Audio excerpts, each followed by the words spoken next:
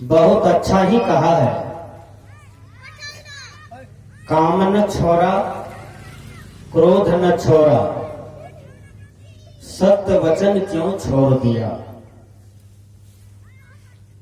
बहुत सुंदर पद है। हे मानव, तुम काम को नहीं छोड़ा, क्रोध को नहीं छोड़ा, लोभ को नहीं छोड़ा,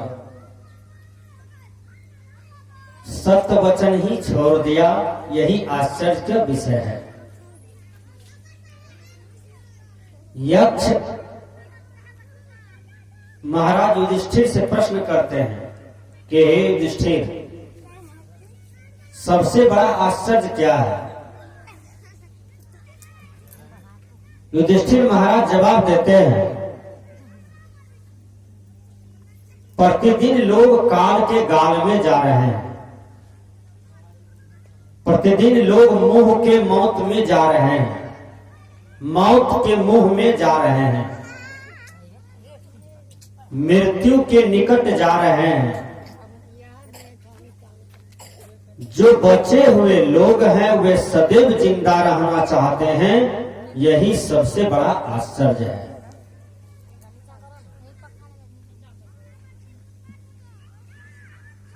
एक लड़का पढ़ करके आया था, बहुत अच्छा जगह से। वह छोटा सा लड़का था, बड़े संस्कार मिला था उसको विद्यालय में। देखिए, कोई कोई विद्यार्थी को अच्छा संस्कार अच्छा शिक्षक से मिलता है, अच्छा माता पिता से मिलता है, अच्छा समाज से भी संस्कार मिलता है। संगति परिवेश से संस्कार मिलता है। वह छोटा सा बच्चा से दादाजी प्रश्न करते हैं, पोताजी तुम एक बात बोलो, आश्चर्य क्या है। तो पोताजी कहते हैं, दादाजी एक आश्चर्य हमने देखा है। कहा क्या। कहा जहां दो माताएं बैठी है, दो बहना बैठी है, वह चुप नहीं रह सकती है। यही सबसे बड़ा आश्चर्य है। पोताजी बोलते हैं दादाजी को। माताएं का स्वभाव बिल्कुल शांत होता है, दुर्गा स्वरूप होता है, भगवती स्वरूप होता है। थोड़ी सी चंचलाहट है कि माताएं यदि मौन व्रत का पालन करें, कम बोले, तो यह संसार में इतना उपद्रव नहीं होगा। महाभारत में उपद्रव का जड़ नारी है, रामायण में उपद्रव का जड़ नारी है। आज के समाज में यदि उपद्रव है, परिवार में उपद्रव है, तो आज भी नारी ही ठहर जाता है। भाई भाई में बंटवारा का कारण नारी है, लड़ाई झगड़ा का कारण नारी है। परिवार को स्वर्ग बना देना नारी के हाथ में क्षण मिनट की बात है, और परिवार को नरक में ले जाके रख देना ये भी नारी के ही हाथ में है। नारी में बहुत सा दिव्य गुण होता है और बहुत सा दिव्य अवगुण भी होता है।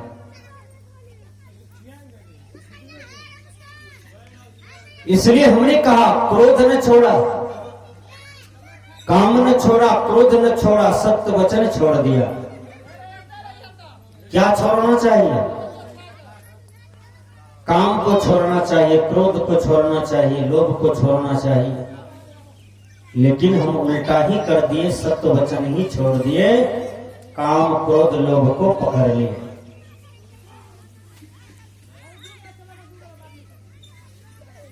एक आदमी के घर में 3 चोरवा घुसता है। एक का नाम है काम, एक का नाम है क्रोध, एक का नाम है लोभ। ये तीनों दोस्त था। ये तीनों दोस्त मिल करके चोरी करते थे। कोई भी काम करते थे तो ये तीनों मिल के करते थे।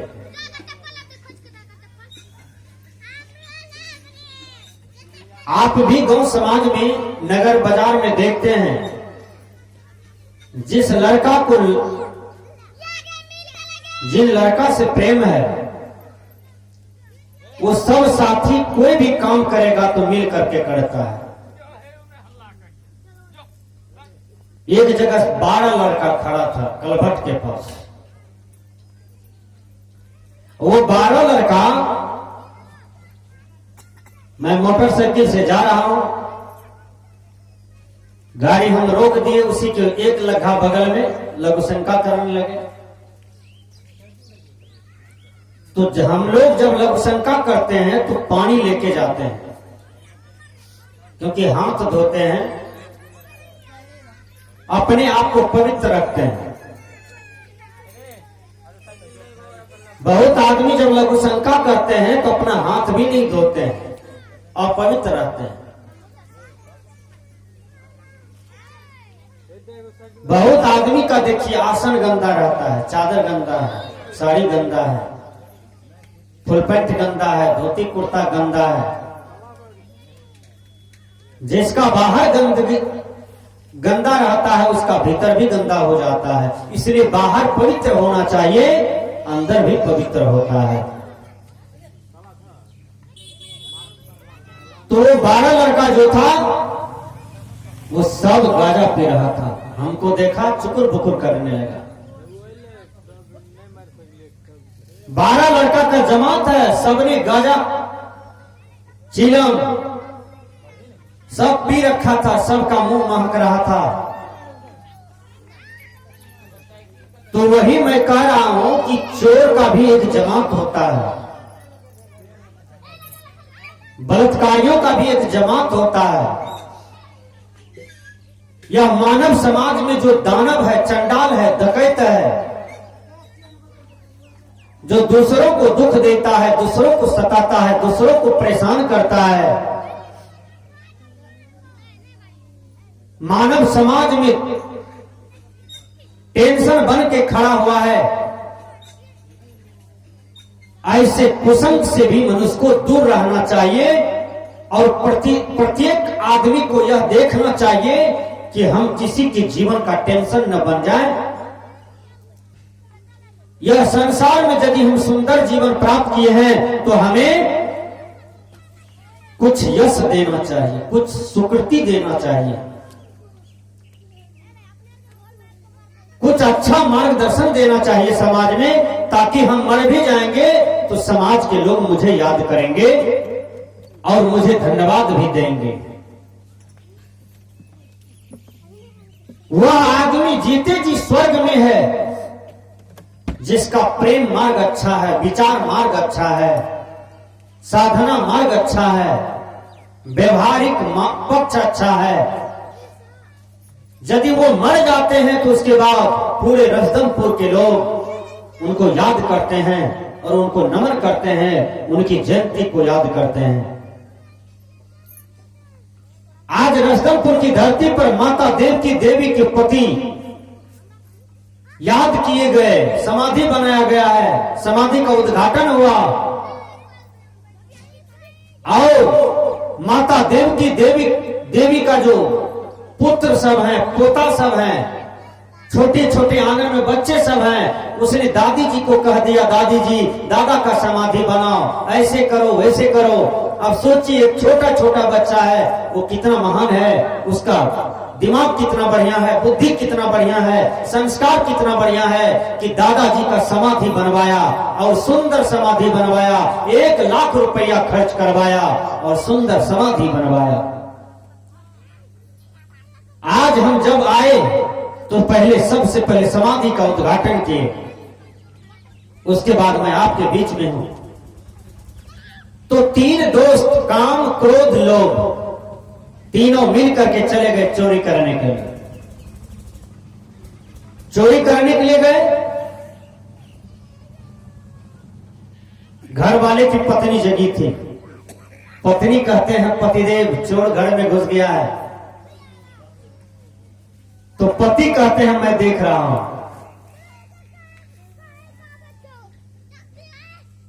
चोर बक्सा को तोड़ करके रुपया लिया, संदूक को तोड़ करके गहना जेवर लिया, जो जो कीमती सामान घर में था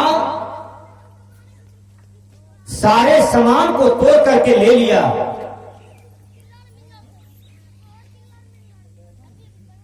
पत्नी कहती है पतिदेव चोर सब चीज ले रहे हैं,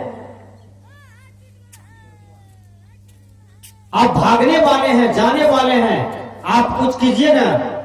कहा तुम चुप रहो, मैं सब कुछ देख रहा हूं, मैं सब कुछ देख रहा हूं, लेकिन तुम चुप रहो। वो बेचारी चुप हो जाती थी, लेकिन बार बार उसके अंदर में चिढ़ जगता था, बार बार उसके अंदर में ब्लड में गर्मी आती थी। उसकी पत्नी को कि जल्दी से हल्ला करेंगे, झट से पकड़ लेंगे, सोने कैसा ही मेरा मर्द है, बड़ी भुजड़ है। वो जब हम इसको कहते हैं तो ये बार बार कहते हैं मैं देख रहा हूं, मैं देख रहा हूं, और करता कुछ नहीं है। चोरवा सारे गट्ठर को बनाए, बोरा में बांध लिया, पैसा को, गहना जेवर को, कीमती कीमती सामान को, तीनों चोरवा कपार पर लेके चल दिया रोड पर। फिर पत्नी कहती है पतिदेव चोर सब रोड पर आ चुके हैं, जा रहे हैं, भाग रहे हैं। कहा मैं देख रहा हूं, तुम चुप रहो। जब चोरवा भाग गया तो पत्नी कहती है चोरवा तो भाग गया, अब दिखाई भी नहीं पड़ता है। कहा मैं सब कुछ देख रहा हूं, तुम चुप रहो। पत्नी दिया 2-4 ठुनका अपने दुल्हा को। कहा जब सब कुछ लेके लुटिए लेगा, भागिए जाएगा, तो आप देख देख के क्या कीजिएगा, बकलेला है? आप क्या कीजिएगा? तो उसी प्रकार ये सुंदर जीवन जो है मानव का, इसको 3 चोरवा चुरा लेता है। वो क्या है? काम न छोड़ा, क्रोध न छोड़ा, लोभ न छोड़ा, सत्य वचन क्यों छोड़ दिया। सत्य वचन ही मानव छोड़ दिए हैं। सत्यम ब्रियात प्रेम ब्रियात, न सत्यम अप्रियम ब्रियात। सत्य बोलना चाहिए, क्योंकि सत्य हितकारी होता है, कल्याणकारी होता है। सत्य कड़वा होता है लेकिन फायदा होता है। किसी बहरा को कहिए कि रे बहरा तो कहां गया था, बहरा को तकलीफ होता है। किसी अंधे को कहिए रे अंधड़ा तो कहां गया था, उन्हें तकलीफ होता है। जबकि अंधड़ा भी जानता है कि मैं अंधड़ा हूं, इसलिए मुझे अंधड़ा कहता है। तो सत्य वचन कड़वा होता है लेकिन कल्याणकारी होता है, शांतिदायक होता है। सत्य बोलना चाहिए, प्रिय बोलना चाहिए, हितकर बोलना चाहिए, कम बोलना चाहिए, धीरे से बोलना चाहिए। और मैं एक बात बता देता हूं, आप यदि कम बोले तो आपको ज्यादा फायदा होगा। समाज में बहुत ऐसे उचक्के लोग होते हैं जो बड़बड़ बोलते रहते हैं। दरवाजे पर चले गए, दूसरे का निंदा शिकायत खोल दिया, अब तू हाँ हाँ बोलो, अब वो बोलते जा रहे हैं और उसमें आप हाँ हाँ कहते जाइए। ये भी पाप है। गलत वचन सुनना पाप है, गलत वचन में हाँ हाँ कहना पाप है। पंचायत में बैठे हो, पंचायती कर रहे हो, गलत का समर्थन कर देना बहुत बड़ा पाप है। हमारे पंचायत के बगल में एक पंचायत पड़ता है, उसका नाम नहीं लेंगे, वहां एक पंच था और गलत पंचायत करता था। मोह में उसको चरक हो गया। विचार करना, पूरे समाज में किसी को मुंह में चरक नहीं था, लेकिन उसको चरक हो गया। इसलिए चरक हुआ कि जिस मुंह से सुंदर बात बोलना चाहिए, सत्य बात बोलना चाहिए, परमात्मा भगवान गुरुदेव उसको कर्मदंड दिया कि मुंह में उसको चरक दे दिया। अब विचार कर सकते हैं। इतना सुंदर ओष्ठ है, ठोर है। माता लोग, बहना लोग, कॉलेज की लड़कियां, हाई स्कूल की लड़कियां, महाविद्यालय की लड़कियां, विश्वविद्यालय की लड़कियां लोग ठोर में पेंट करती है, ठोर में रंग डालती है, ठोर को लाल करती है, ठोर में चमक लाती है। क्या ठोर को पेंट करने से, रंग घसने से क्या सुंदर हो जाओगे? और अपनी सूरत को बिगाड़ते हो।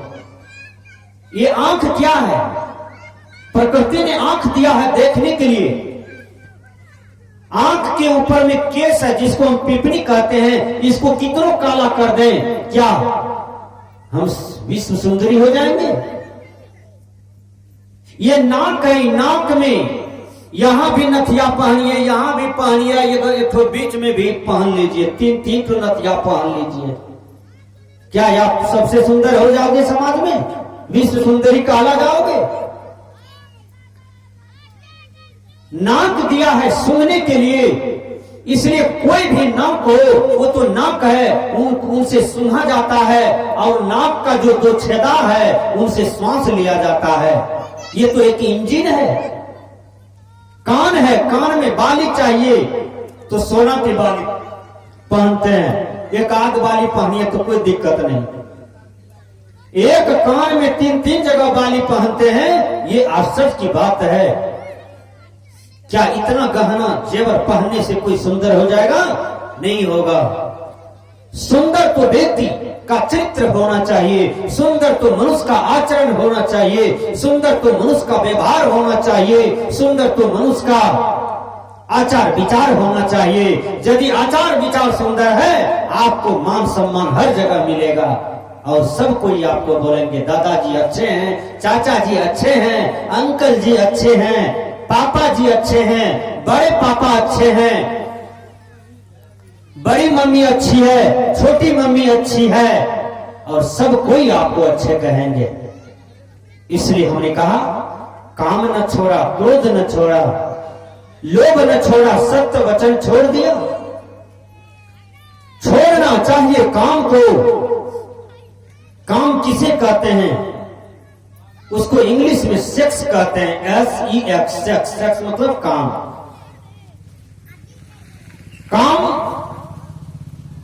काम क्या है? एक काम होता है बर्तन साफ करना, काम है।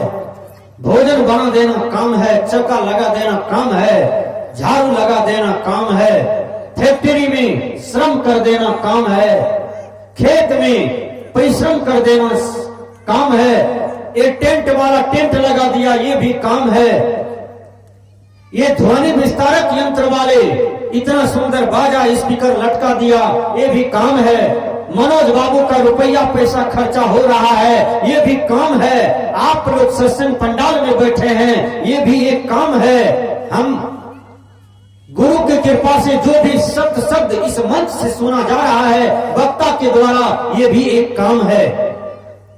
कौन सा काम है जिसको जीतना चाहिए? जो सुंदर काम है वह समाज के लिए वरदान होता है, जो सुंदर काम है वह परिवार के लिए वरदान होता है।